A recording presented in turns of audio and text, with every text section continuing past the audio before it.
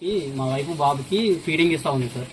2 o'clock అలా feeding ఇస్తా ఉంటే సడన్ గా అంటే అన్కాన్షియస్ అయింది సార్. అంటే కళ్ళు తెరుస్తానే నోరు తెరుస్తా ఉంది, మాట్లాడుతుంటే సరే అని దగ్గరలో ఉన్న ఆటోకు ఫోన్ చేసి ఆటో ఆయన రామని ఇక్కడికి తీసుకొచ్చాం సార్. తీసుకొస్తే ఇక్కడికి వచ్చి మేము డోర్ ఓపెన్ చేసేంత వరకు కూడా ఎవరూ రెస్పాండ్ కాలేదు. ఆ తలుపులు కూడా మేమే తీసి సెక్యూరిటీ ఏమైందని కూడా అడగకుండా ఇక్కడికి వచ్చి ఏంటి అన్నట్టుగా ఆయన కూడా కొంచెం వేరేలా మాట్లాడారు సార్. అప్పుడు వేరే సిస్టర్ వచ్చి మన షుగర్ టెస్ట్ ఒకటి, బీపీ టెస్ట్ ఒకటి చేశారు సార్.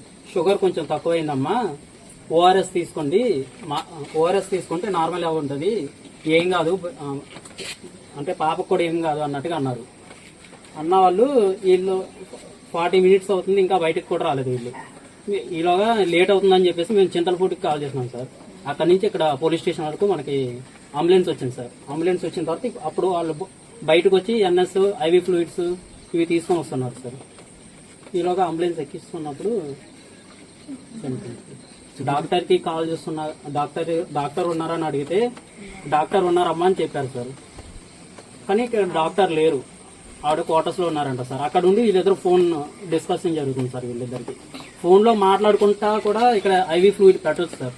కానీ ఐవి ఫ్లూయిడ్ పెట్టకుండా వీళ్ళు చాలా నెగ్లెక్ట్ చేశారు సార్. మాకిక్కడే 45 minutes పట్టింది సార్. ఇక్కడ అవ్వదు, లేదు చింతలపూడి తీసుకెళ్ళిపోండి అంటే మేము చింతలపూడి తీసుకెళ్తాం కదా. మళ్ళీ రిటర్న్ వచ్చిన తర్వాత అడిగితే లేదమ్మా చనిపోయింది అన్నట్టుగా మాట్లాడుతున్నారు. వెళ్ళాం సార్. ఇక్కడ పని అవ్వట్లేదు అని చెప్పేసి చింతలపూడి తీసుకెళ్ళాం. ఇక్కడ చాలా లేట్ చేస్తున్నారని అక్కడికి తీసుకెళ్లేదానికి ఇక్కడే చనిపోయింది సార్. కన్ఫర్మేషన్ కోసం మళ్ళీ సిబిఆర్ చేస్తారని అక్కడికి తీసుకెళ్ళాం సార్. తీసుకెళ్తే చనిపోయింది, తీసుకెళ్ళిపోండి అన్నారు.